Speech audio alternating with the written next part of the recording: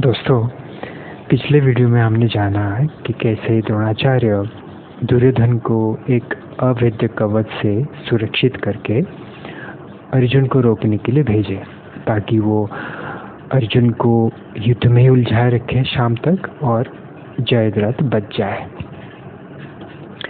ये कवच पहनने के बाद दुर्योधन और किसी को बिना साथ लिए सिर्फ अपने एक रथ के सहारे तेजी से अर्जुन की तरफ बढ़ गया और श्री कृष्ण अर्जुन के सामने जाकर खड़ा हो गया। फिर अर्जुन को उसने ललकारने लगा। वो अर्जुन से बोला कि अर्जुन, तुम्हारे पास जितने भी अस्त्र शस्त्र है, जितने भी दिव्य अस्त्र तुमने प्राप्त किया है, उन सब का शक्ति मुझे दिखाओ आज। क्योंकि उसे उस कवच पर बहुत भरोसा था। दुर्योधन की साहस देखकर श्री कृष्ण ने अर्जुन से कहा कि अर्जुन, तुम लोगों के साथ जितना भी अनर्थ हुआ है आज तक, उन सब का जड़ ये दुर्योधन ही है। और आज ये तुम्हारा सौभाग्य है कि वो खुद चल के तुम्हारे सामने आया है तुम्हारे बाण से मरने के लिए। इसलिए तुम देरी मत करो, अपने अस्त्र से इसका संहार करो। इसी बीच दुर्योधन इन दोनों को घायल करने लगा, श्री कृष्ण और अर्जुन को। फिर अर्जुन ने भी उसके ऊपर बाण चलाए, लेकिन अर्जुन के हर बाण उसके कवच पर जाते और फिसलकर जमीन पर गिर जाते। ये अद्भुत दृश्य देखकर श्री कृष्ण ने अर्जुन से कहा कि अर्जुन, आज ये मैं क्या देख रहा हूँ? तुम्हारे कोई भी बाण आज काम नहीं कर रहे हैं। तुम्हारे गांडीव धनुष ठीक तो है ना?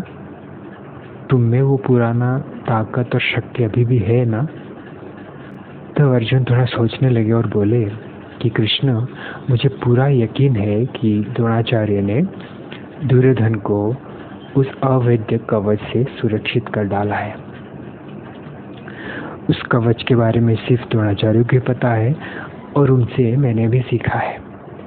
ये कवच ऐसा है जिसे इंद्र की वज्र भी भेद नहीं कर सकता। लेकिन ये कवच पहनने के बाद जो कर्तव्य है वो इस मूर्ख दुर्योधन को पता नहीं है। अब आप देखिए मेरी कमाल।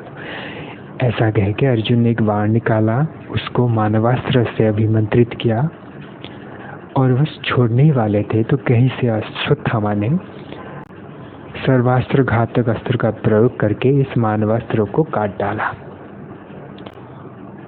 अर्जुन जो कर्तव्य की बात कह रहे थे, ये वही अस्त्र है।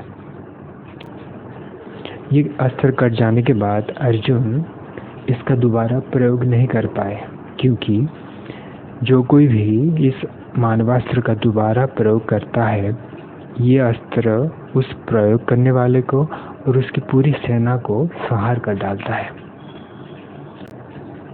तब अर्जुन सोचने लगे, दुर्योधन को अच्छे से देखने लगे। उन्हें दुर्योधन में एक भी ऐसा अंग नहीं दिखा जो उस कवच से सुरक्षित ना हो। फिर बहुत सोचने के बाद वो पहले दुर्योधन के रथ के घोड़ों को मार डाला।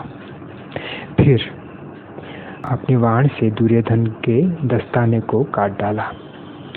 जब उसके दस्ताने कट गए तो उसके हाथ जो है वो खुले हो गए, नंगे हो गए। इसके बाद अर्जुन ने अपने बाण से उसकी हथेली पर आघात किया और फिर दूसरे बाण मारकर उसके जो नाखून है, नाखून में जो मांस है, उस पे प्रहार किया।